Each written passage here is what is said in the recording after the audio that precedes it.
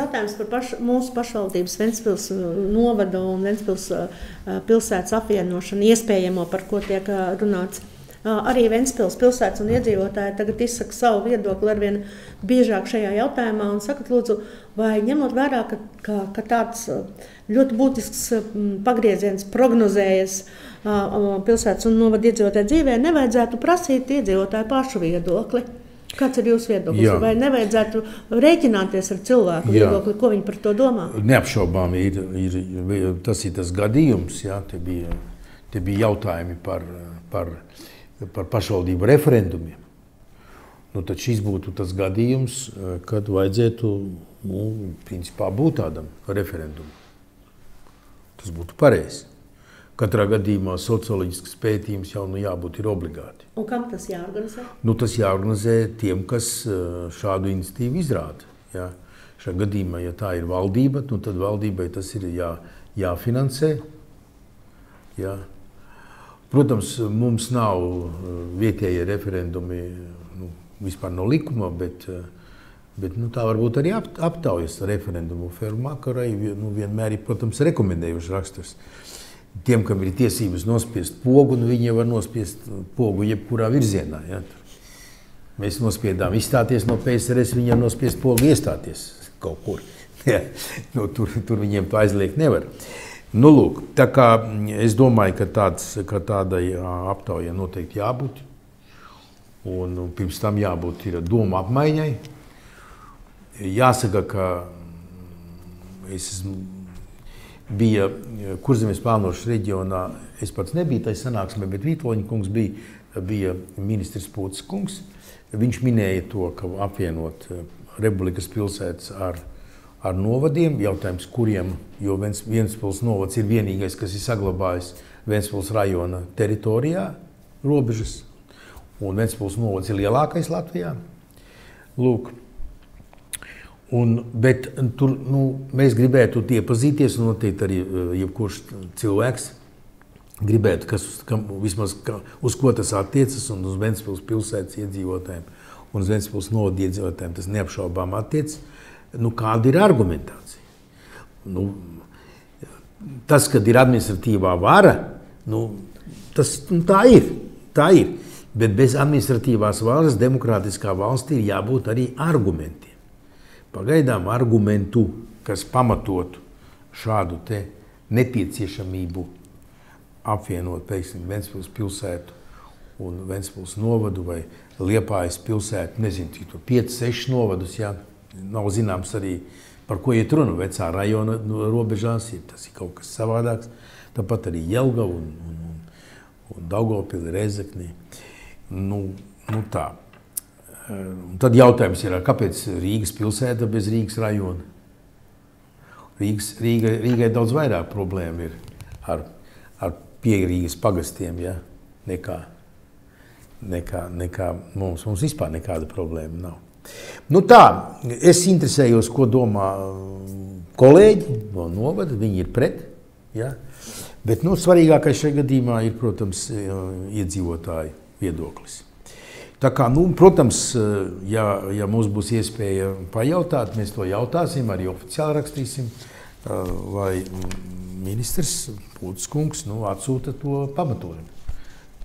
Galvenais pamatojums jābūt, ka jums ventspilnieki un jums novadnieki, Ventspils novadnieki, jums būs labāk. Tad konkrēti, kur, kā, kāpēc, kā tas izpaudīsies. Ja ir labāk, protams, es esmu par, ja ir labāk. Ja vienkārši apvienot, tāpēc, ka apliecināt savu varu, tas nav arguments pēc manām domām. Tā. Jāsaka, ka Ventspils pēdējos 60 gados Ventspils pilsēta un novads ir bijuši apvienoti. Nē, nav bijuši apvienoti. Pilsēta nav bijuši apvienoti. Ventspils rajons bija sadalīts divās daļās. Labais krasts pie Talsiem un kreisais pie Kuldīgas. Tā bija. Tas ir Hruščova idiotiskās reformas, kuras nodzīvoja tikai dažus gadus ilgāk nekā viņš par PSKP CK pirmo sekretāru. Viņam bija daudz idiotisma, tā skaitā arī par kukurūzu un tā, bet tas nebija vienīgais arī par administratīvo reformu. Viņš bija nadzīgs uz visādiem brīnumiem. Un tas arī viens no viņa brīnumiem. Tāds tas stāsts. Jā. Pie tam šobrīd jau apvienot, bet tālākas. Kādas ir finanses? Ko tas nozīmē? Finanses saglabājas, nesaglabājas, kādas funkcijas un tā. Nekas nav zināms. Vienkārši saliksim kopā. Tā. Jāsaka, pie tām Ventspils novads ir lielākais Latvijas novads pēc teritorijas. Iedzīvotāju skaits arī gana zolīts salīdzinot ar citiem novadiem 11,000. Šobrīd prasība laikam citur ir 4 vai cik tūkstoši novadā. Tā kā stipri vairāk nekā likums to prasa.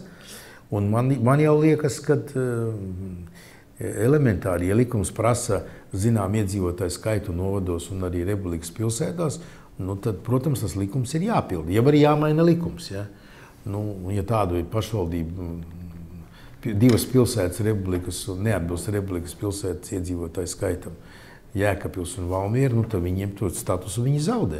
Kāda problēma?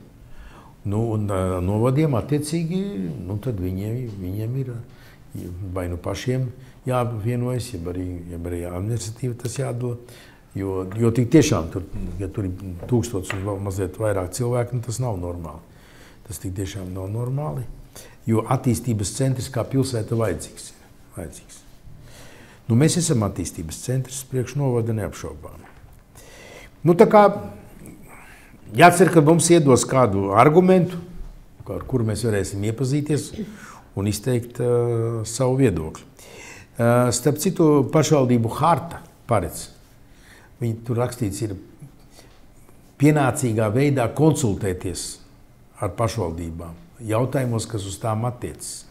Pagaidām pienācīgā veidā konsultācijas nav notikušas, paziņot vienkārši, ka mēs apvienosim, tā nav konsultācija. Eiropas pašvaldību hartas izpratnē. Bet, es nezinu, varbūt tur uz ministru izdara kāds milzīgu spiedienu, varbūt cer kaut kādā veidā ietekmēt iespējamos vēlēšanu rezultātus pēc 2 gadiem. Kādi tie mērķi? Ja tādi tie mērķi, tad kāds tam sakars ar iedzīvotāju interesēm? Tad tā jau vajag pateikt, skaidri un gaiši. Tas arī ir arguments, protams. Ja? Politiski mērķi, tas arī ir arguments. Tā kā skatīsimies. Ja? Jāņem vērā, ka Ventspils novadā iedzīvotāju skaits ir, un man te tabuliņa, 4,5 cilvēku uz kvadrātkilometru. Man likās, ka 6, bet izdalīts ir, ka 4,5 kvadrātmetri. 4,5 cilvēku uz 1 kvadrātkilometru. Loģiski, ka